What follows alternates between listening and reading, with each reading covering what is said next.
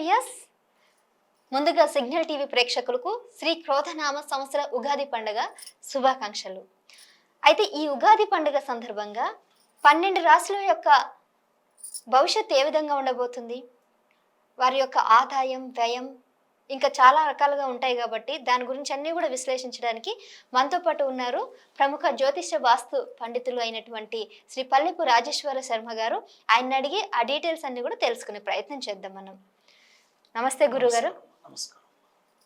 కన్యా రాశి వారికి 5 ఆదాయము 5 వ్యయము.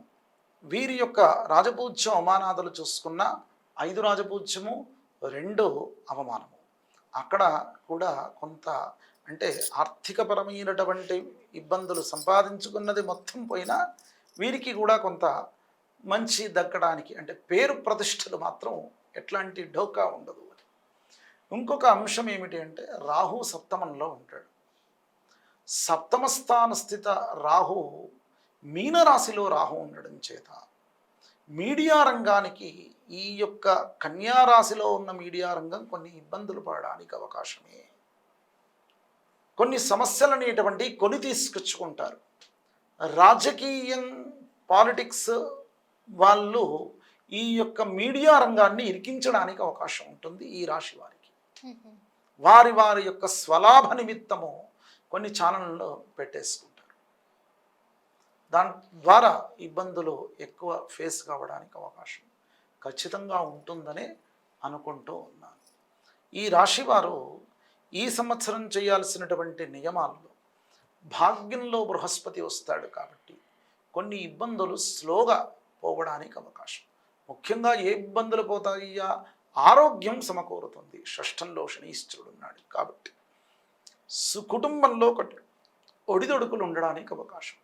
ముఖ్యంగా ఏమిటయ్యా అంటే దంపతుల్లో అనుమానాదులు ఎక్కువగా పెరుగుతాయి. ఈ కాలంలో సహజమైనటువంటి లక్షణాలు. ఆ లక్షణాలనేటువంటి కలియుగ లక్షణాల్లో ఇవి ప్రప్రథమమైనటువంటిది. అంటే అసలు దంపతులు అంటేనే వేరు కాదు, ఇద్దరు ఒకటే, ఒకరిని అన్నా ఇంకొకరిని అన్నట్టే. కనుక ఆ విధమైన లక్షణాలు లోపించడానికి ఈ యొక్క సంవత్సరం ఈ రాశి వారికి అవకాశం.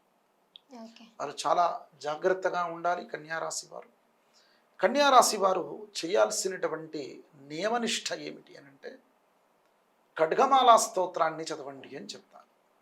మంగళవారం ఆ యొక్క స్తోత్రాన్ని చదవండి. రాహుకాల దీపారాధన చేయండి. దాని ద్వారా చాలా మంచి సత్ఫలితం అనేటువంటిది లభిస్తుంది. ఓకే గురుగారు.